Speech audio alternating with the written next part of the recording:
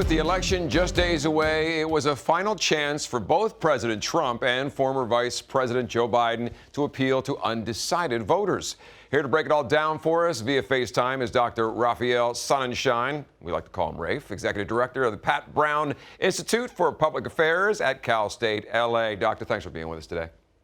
Good to be with you. All right. So, in your opinion, last night, the debate, we're pretty close to the election. It was a little bit different from the last one. What's your opinion on it? Well, it was informative. It was more like the vice presidential debate than the first kind of wild and crazy one where the president kind of set himself on fire in the first debate.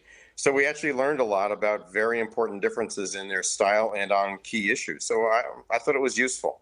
All right. Well, here in Southern California, we had an Ipsos poll. It says the coronavirus is at the top of people's minds. Now, last night they did cover that. The president, he talked about the way he handled it. And Vice President Biden, he said, you know what? I have a plan. What do you think is going to hit home for voters?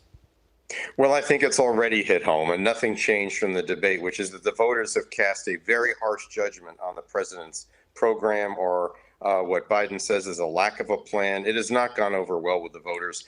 I don't think he said anything to change that last night. I think he basically replayed his greatest hits. It was kind of like the rally speech. I take responsibility, but it's China's fault, and things are going well, and we've got a vaccine coming.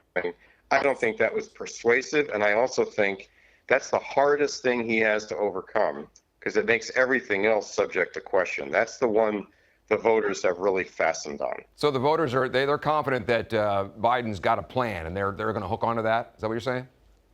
I'm not sure of that. I think that the belief that Biden would have a plan, whether it's a perfect plan or not, they're contrasting to what seems like a kind of fire hose of chaos coming from the president.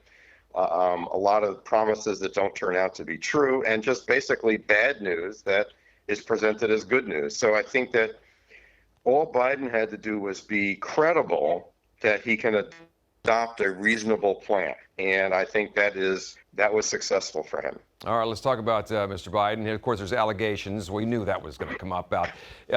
Was Biden in with his son, Hunter, with these foreign affairs situations? Is that, of course, he denied it, but is that going to be an issue that continues?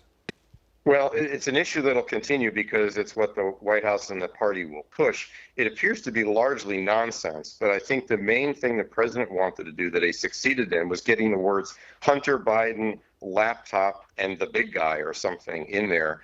As near as I can tell, there's not really any evidence of any serious or even reasonable level of wrongdoing here.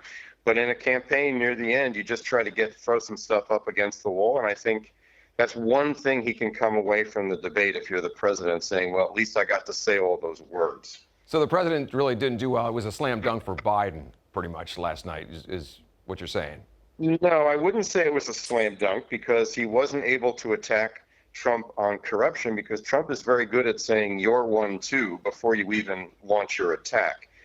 In addition, Biden got caught a bit with the question of oil, the future of the oil industry at the end. But I think the most dramatic point in the whole debate was the entry of the children in cages issue for the first time on the national scene. And I think that hurt President Trump very, very badly. Okay. Because he seemed indifferent, and Joe Biden was passionate and even used the word criminal. I would guarantee there's people in the White House who are looking at their own involvement in this and wondering whether there's going to be a lot of accountability. That's something that's going to live past this debate. Yeah, I'm sure it will. All right, Dr. Sonenshein, again, thanks for being with us. My pleasure.